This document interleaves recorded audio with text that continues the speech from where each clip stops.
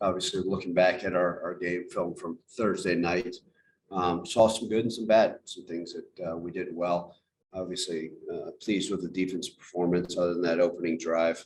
I talked about the mental toughness aspect to be able to just do your job over and over and over and trust your training, your techniques. And I thought the defense did a fantastic job as the game progressed doing that stuff.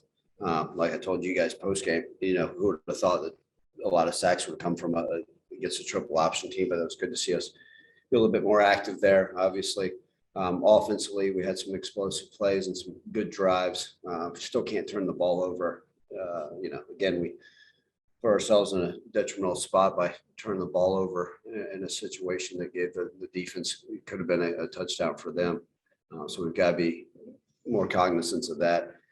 What we need to do there, and then obviously giving up the fake punt. Those are bothersome things, but things we can get corrected. Our players have the right mindset and understand we have to have a sense of urgency because we're playing a heck of opponent down in Orlando. I was there when that stadium was being built, and my second season at UCF and my last season there was the opening of the Bounce House. Back then it was the Bright House Network Stadium. I'm not sure the name of it now, but look, we know the atmosphere down there. My previous trips down there as a member at Memphis have not been ones to remember. So we're hungry, we're ready, we're excited about the challenges ahead. Frank and then Evan. Hey, Ryan, I know college football programs are pretty regimented in your schedule. Well, these last 2 weeks, you had a late Saturday night game ahead of a Thursday game. Now you have a Friday game. How much of this is just throwing off your regular routine? So, what I've learned a long time by doing this, talked, I think, a couple of weeks ago about playing those in the NFL, right? You play a Sunday game, turn around, play a Thursday. It's just being able to adjust. So I walked into our staff meeting this morning. I talked to you guys about not sleeping much, rolled out of bed probably when the roosters were still crowing. Some of you guys were probably still up, and got in the office. My first thing I said to the staff meeting, it's Monday. Today is Monday. And so you have to treat every day like it is in game prep week. I have no idea. Someone told me it's actually Sunday, but it's Monday in my mind, and I have to operate that way, and our program has to operate that way. Obviously, we understand academics and different things that we've got to base around, but and being well prepared. So a lot of our schedules, Frank, I looked at, really once we got a set of from the conference, hey, here's what it looks like. So what I do is I try to map out things to the best of my ability to, hey, where we'll be. Obviously, the changing of the time, right? The Tulsa game getting back later. Well, then I had to go readjust on my schedule. But it's a part of my job as the head coach is to constantly look at what's the best way to put the guys in the best position to have some continuity. And obviously these 3 weeks have certainly thrown us for a different loop. But I think just approaching it, okay, whatever day in preparation it was, obviously in a short week last week, you had to condense some things and change some things. But this week, right, just finding different ways to approach it and make sure that we're all on the same page. And then I know you got, this Navy win is coming off that 3-game losing streak. How do you approach, the week after this win in terms of, kind of trying to turn the page to make sure that skid is, fully behind you? Yeah, well, look, it's I look at it in all different ways. Like I mentioned a couple of weeks ago, every week is a brand new season for us because when you put over 100 hours a week, game planning and putting the details in it, it truly comes that way. And so for our guys, they know, look, happy and glad that, like I told you, their perseverance and not giving up and keeping believing, but we've got to continue to push and work harder because we haven't done anything. And we haven't accomplished anything that we want to as a program. And there's no such thing as satisfaction. Yeah, you can be pleased that you won, but it's on to the next one. And they understand that. And I got to continue to harp it. That's why I said to have a sense of urgency of finding ways to continue to improve because the margin for error in college football continues. Like I mentioned, week in and week out. And if you just look at the scores throughout college football, I mean, you'd sit there and say, wow, who are there's some really good teams. And then who are the rest of us? And that's kind of where we're at with this whole thing. And you have any injury updates on any of your guys who are banged up? I know you guys got a number of guys. Yeah, so Rodriguez Clark will still be day to day. David Kemp, our kicker, will still be, we'll kind of figure out where we go. Obviously, Joe Dole did a nice job with the extra points. Seth Hennigan was able to practice yesterday. And then, we'll just kind of figure out if Gabe Rogers is still a day-to-day type deal. And then same with Thomas Pickens. Thank you. Evan. Ryan, before I ask my main questions, with Seth, you said he practiced. Was he able to be a full participant? Yeah, we're limited in what we normally do on a Sunday practice anyways, so. Okay, just wanted to clarify on that. So I'm curious though, if for some reason, again, so I'm assuming Seth can play, but with Peter Parrish playing on when Seth went out, are we to believe that if something were to happen to Seth, because we see the depth chart has Keelan Brown, is that a case of where you guys are now seeing Parrish as the number 2, or was that just a situation where Peter stepped in? Well, at that point in the game, I just didn't want to risk any further damage. I knew we were going to run the ball every single play. So it was just, hey, who can go in there and hand the ball off and do it? And that's what Peter was called to do. I trust Coach Johns with that part. Obviously, we'd had to deal with the whole, the quarterback competition going into the season, which I was involved with. But at that point, I just said, let's get somebody else in there. And you guys saw different players that get it. At that point, Calvin's ankle was still a little tender. So we switched that up as well. Gotcha. All right. So my main question with UCF, obviously, they're a banged up team as well. Dylan Gabriel, we're not sure if he's going to play or not. But you guys, if you've been on a team that has faced UCF when they didn't have their main starting quarterback. So how difficult is it preparing for this offense? Because regardless of the quarterback is, they're going to try to be explosive and try to get you guys out in space and whatnot. Yeah, I mean, I think they're 20th in the country in scoring. Coach Malzahn's obviously a national champion. He's an offensive guru. There's some elements of this offense that are based off of what he has created. But he's done a fantastic job, and we know what a difficult place that is to play. I mean, you've talked to anybody that's ever been on our roster the last 6 years will say playing there is the loudest stadium. They do a nice job with it. We expect a great crowd there. But their offense is explosive, right? They've played 3 different quarterbacks so far this year, and he's always been a rotational guy, right? So if Gabriel's back, so be it. Their freshman's playing at a solid level, and Joey Gatewood is a guy that I know pretty well, having recruited him when he was, being out of Bartow and Jacksonville, my whole neck of the woods. We recruited that area a little bit, so I've seen him practice in high school.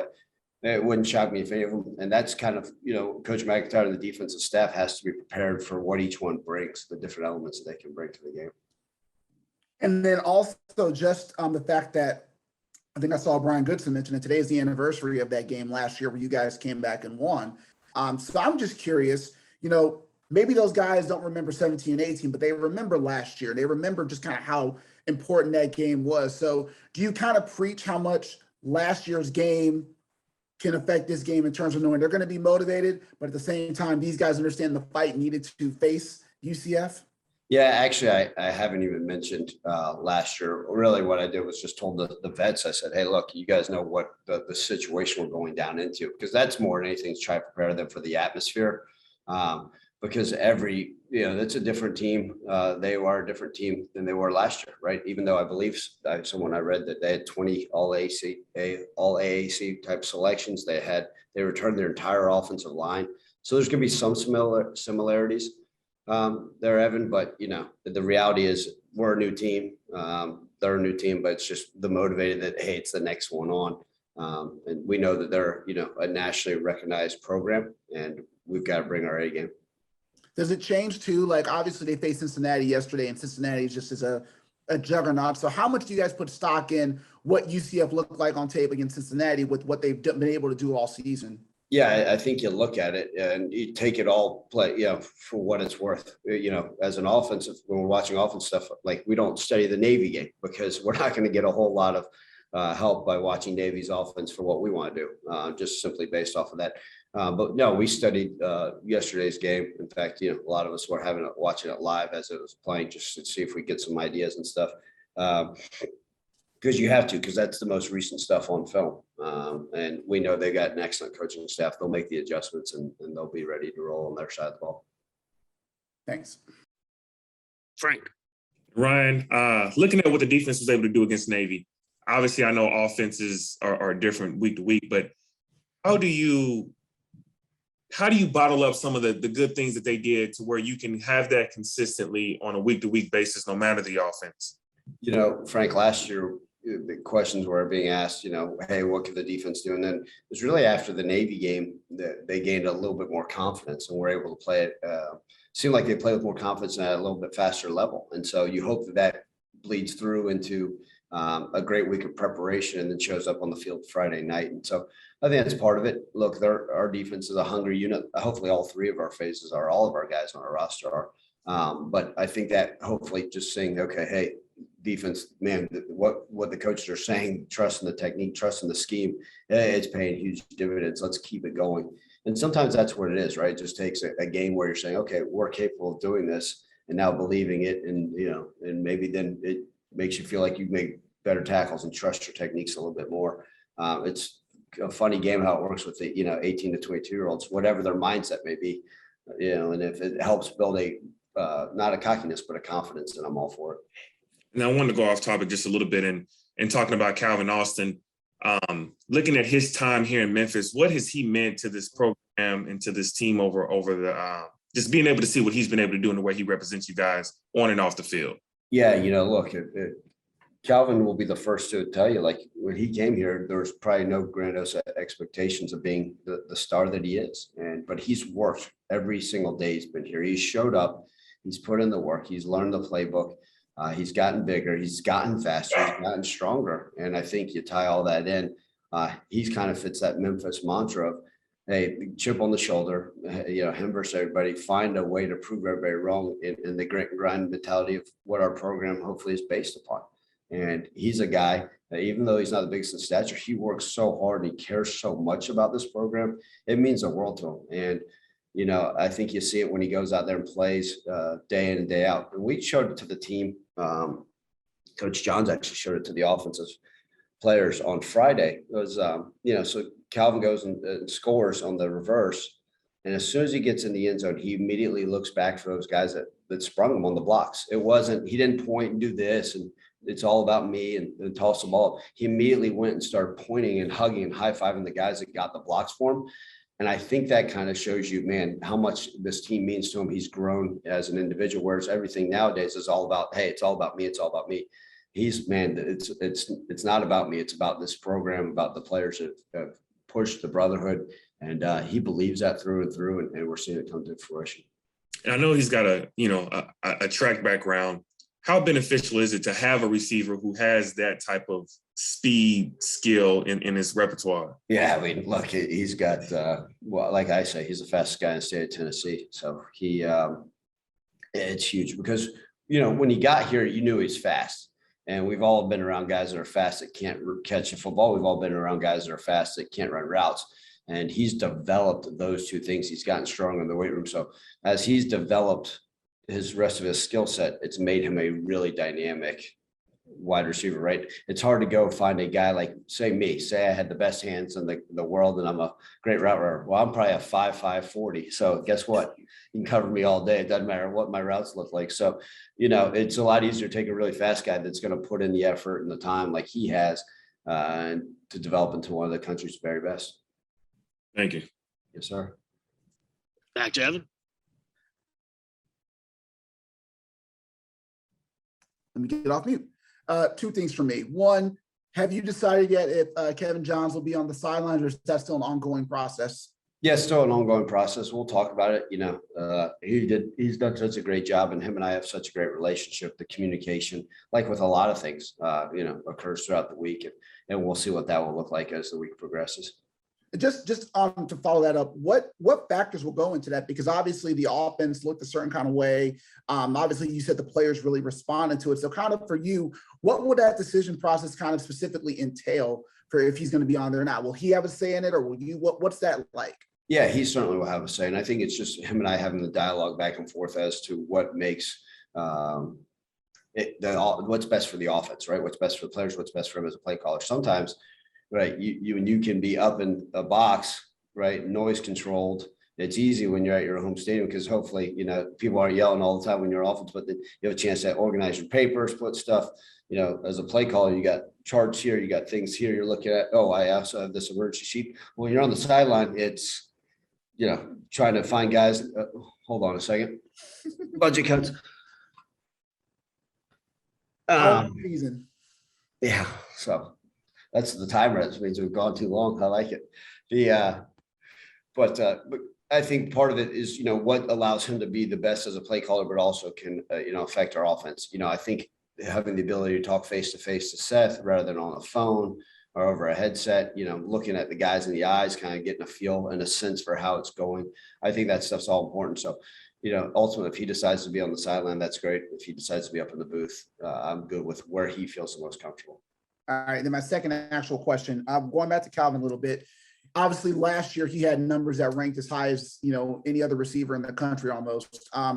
He's doing the same thing this year. At this point, obviously, you mentioned that individual accolades don't matter to him, but when you look at what he's done this year, would you say that Calvin is putting up numbers or as productive as any receiver in the country at this point? Absolutely. Look, if he won't brag on himself, I will. And I'm always going to talk about the team over anything, over myself, over any of our players. But he deserves national recognition. There's no doubt about it. He's playing as good as any player, offense, defense, special teams in the country, and he's putting it together. He's doing a lot of great things, and you can't just sit there and say, "Oh, he's only a deep threat." That's all they do is just throw the go ball to him. No, anybody who puts on the film say he's run every type of route concept. Right, he's returned punts, he's caught balls, he's caught a gosh darn, hand the ball and ran for whatever it was, almost 70 yards. So he's doing all those things. He's become such a dynamic player. And I think that you add that to the story of, oh, by the way, he was just a walk-on a couple of years ago. He's doing wonderful things. And, all the credit and all the recognition he's getting, he deserves that tenfold.